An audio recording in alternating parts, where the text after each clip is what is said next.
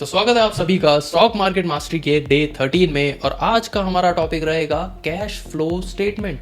अब इस cash flow statement के 3 जनरल पार्ट्स होते हैं जिनको हम बोलते हैं सीएफओ, सीएफआई और सीएफएफ। इनको हम एक एक करके समझेंगे। उससे पहले मैं आपको समझा दूं, कैश फ्लो स्टेटमेंट को बस ऐसे समझो, कंपनी में जो पैसा आना जाना हो रहा है उसका वो कहाँ जा रहा है और क्यों जा रहा है, ये देखने के लिए हम कैश फ्लो स्टेटमेंट्स को उठाते हैं।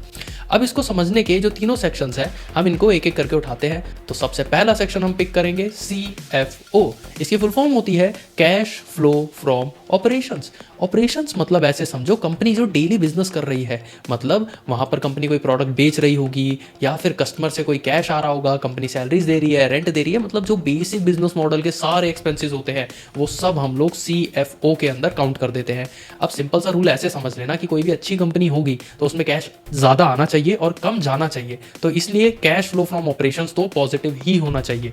दूसरा होता है हमारा CFI, मतलब कैश फ्लो फ्रॉम इन्वेस्टिंग। अब मान लो कंपनी क्या करती है, उसने क्या करा, कुछ मशीन्स खरीदी, कुछ एसेट्स खरीद लिए और कंपनी ग्रोथ के लिए सोच रही होगी तो अपने पैसे को और भी जगहों पर इन्वेस्ट कर रही होगी, तो यहाँ बैंक से पैसा जाता हुआ दिखेगा। इसीलिए ये जो कैश फ्लो फ्रॉम इन्वेस्टमेंट है ये आपको नेगेटिव दिखाई दे सकता है। इसका ये मतलब नहीं है कि ये बुरा है, कभी कभार कंपनी के पास अच्छा कैश आता है तो वो इन्वेस्टिंग की तरफ देखती है और ये नेगेटिव दिख सकता है।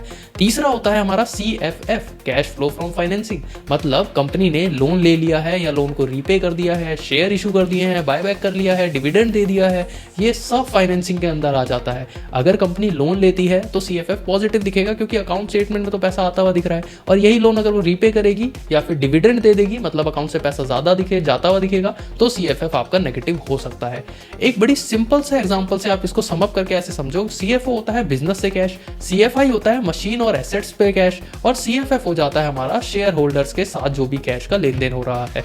आज का सिंपल टेक अवे ये है, प्रॉफिट हमेशा P&L में होता है और cash flow statement real cash की मूवमेंट दिखाती है, इसलिए ये एक कंपनी को जज करने का ज्यादा बेटर पैरामीटर है। और CFO अगर कंपनी का स्ट्रांग नहीं है तो मैं पर्सनली तो उस कंपनी से दूर ही रहना प्रेफर करूंगा। आज के होमवर्क में आप कमेंट सेक्शन में मेरे को लिखकर बताना कि आपको हेल्दी कंपनी में सबसे इंपॉर्टेंट इन तीनों में से कौन सा टर्म लगता है, CFO, CFI या CFF। एक वर्ड में अपना जवाब कमेंट सेक्शन में बताओ। कल डे 14 में हम लोग ROE को एक बड़े सिंपल एग्जांपल से समझेंगे।